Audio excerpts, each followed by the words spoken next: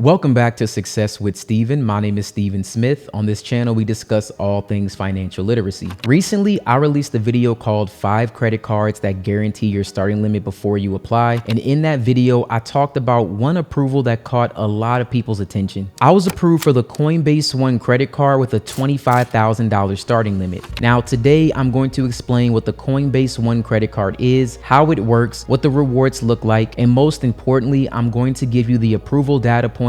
That way you can understand the type of credit profile that you need for a better chance of getting approved for this card. I'm also going to explain how to view your credit limit before you fully accept the card, because that's one of the biggest selling points here. So whether you're watching this because you want another high limit credit card or because you already use Coinbase and you want to know if this card makes sense, make sure you watch the full video. And without further ado, let's get right into it. The Coinbase One credit card is a rewards credit card that connects to Coinbase One. Now, Coinbase One is a premium subscription membership that offers users enhanced benefits, including 0 trading fees up to a specific monthly limit, boosted staking rewards, priority customer support, and access to the Coinbase One card. Coinbase One has 3 plans: basic, preferred, and premium. The basic plan is free for 7 days, then it's $4.99 per month. This is the lowest cost option and the plan that most people will probably use if they only want to access the Coinbase credit card. With basic, you get up to $500 per month in 0 trading fees, but spread still applies. You also get access to the Coinbase card on the basic annual plan,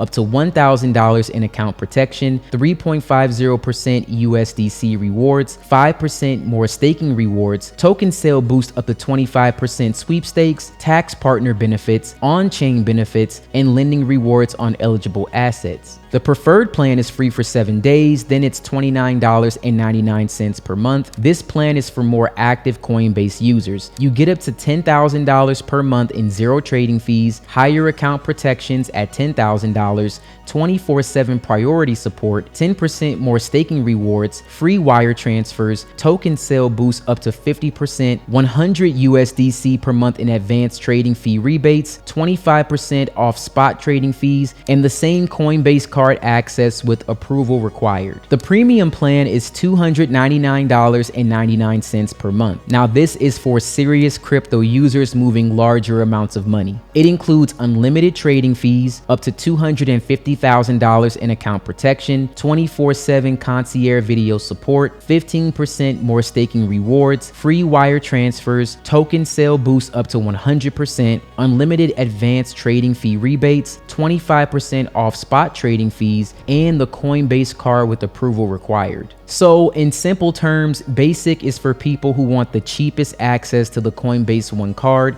and that is it. Preferred is for active traders who need more trading benefits and better support, and premium is for high volume users who want the highest protection, unlimited fee rebates, and concierge support. Now, let's be honest, for most people watching this video, basic might be enough. The card is offered through Coinbase and cardless, and it's issued by First Electronic Bank, and it uses the American Express network. The main draw that Coinbase is using is that you can earn up to 4% Bitcoin back on every purchase. Now, that sounds amazing, right? 4% back on everything would be one of the strongest rewards set up in the credit card space. Most cards that give you high rewards only give you those rewards in certain categories. However, most people aren't going to get the full 4%. The rewards rate depends on how many assets you hold on Coinbase. For example, if you hold less than $10,000 in assets on Coinbase, the base rate is 2% Bitcoin back. If you hold between $10,000 and $50,000 in assets on Coinbase, the rate moves up to 2.5%. If you hold between $50,000 and $200,000 in assets on Coinbase, the rate then moves up to 3%. If you hold $200,000 or more in assets on Coinbase, that is where you can qualify for the 4% rate. So right away, we know that this is being marketed as a 4% Bitcoin back card, but for the average person, this is really just a 2% Bitcoin back card. And 2% is not bad, but the problem is that 2% is not hard to find anymore. There are plenty of credit cards that give you 2% back with no membership requirements, no crypto account requirements, and no need to hold assets on a platform. So the real question is not whether 2% Bitcoin back is good. The real question is whether the full Bitcoin One setup gives you enough value to justify using the card over something else. So practically speaking, if you're getting this card just because you want the card, you need to think of this like a $50 per year credit card. So let's do the simple breakdown. If you're earning 2% Bitcoin back, you need to spend $2,500 per year just to earn $50 in rewards. That means the first $2,500 in spending is basically just covering the Coinbase One cost. If you spend $500 per month on this card, that's around $6,000 per year. So at 2%, $6,000 in spending gives you $120 in Bitcoin rewards. After you subtract the $50 Coinbase One cost, your real net worth is around $70. So in actuality, the headline reward is not the same as the real reward if you're not already using Coinbase One. Now, if you already pay for Coinbase One, then this card becomes more useful because you were already paying for the membership anyway. However, if you're only signing up for Coinbase One because of this card, you have to make sure the rewards and benefits actually outweigh the cost. Now, let's talk a little bit more about the benefits. Now, Coinbase One is not just access to the credit card. The membership also comes with other Coinbase benefits that may be useful. For example, one of the main benefits is zero trading fees on the first $500 per month in trades,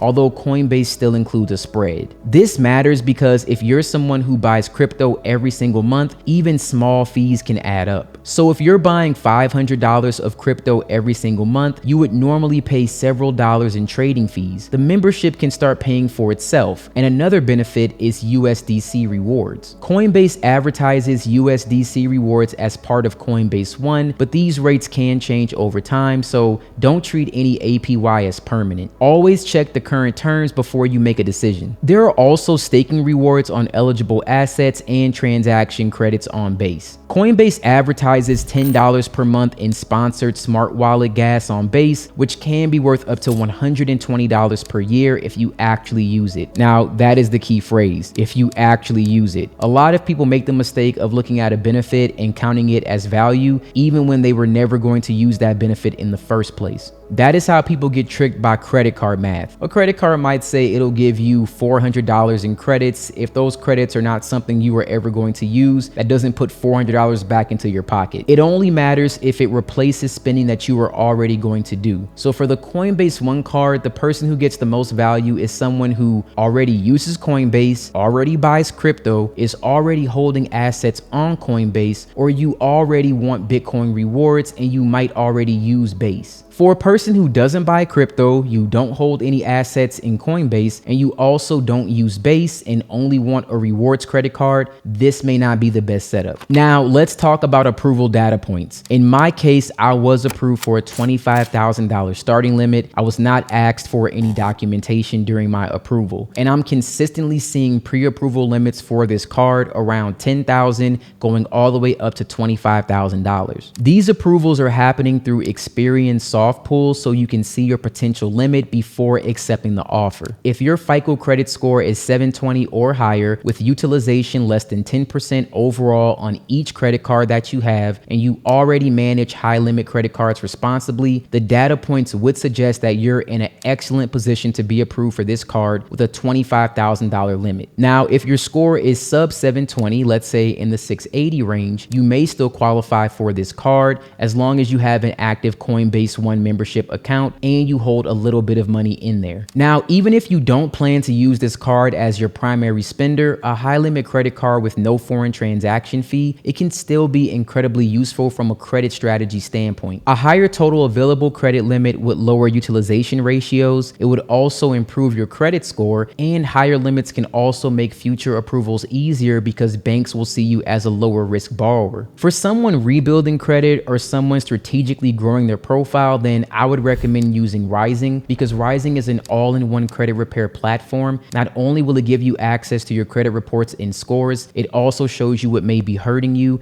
and you can take action with tools like dispute templates, bureau response tracking. You also get the auto mail feature, and you can send your disputes through the app. I would use Rising as your 90-day credit improvement system. And if you're someone that has a thin credit profile, it'll also include up to 24 months of rental and utility trade line reporting reporting so you can back report payment history. That will help add on 2 years of on-time positive payments to your credit profile, and it does this instantly. Right now, you can access your credit report through Rising's $1 7-day trial. There'll be a link in the description. There's also a clickable link here on screen. Now, one thing I want to note, you must download the app to apply. You need to have the Coinbase app. You need to be a Coinbase One at least user of the free account in order for you to actually get this card. This credit card does not have its own separate application. It is built in to feel native and fully managed directly inside the main Coinbase mobile app. I want to thank you guys so much for watching this video. At the end of the day, I think the Coinbase One credit card is a very interesting card. I like the approval experience. I also like the fact that I was approved for $25,000. And if you want Bitcoin rewards and you already use Coinbase, this could be a very good option for you. However, if you want simple cash back, there may be easier cards for you to get approved for. So let me know in the comments if you would apply for the Coinbase One credit card. And if you already applied, comment your approval data points.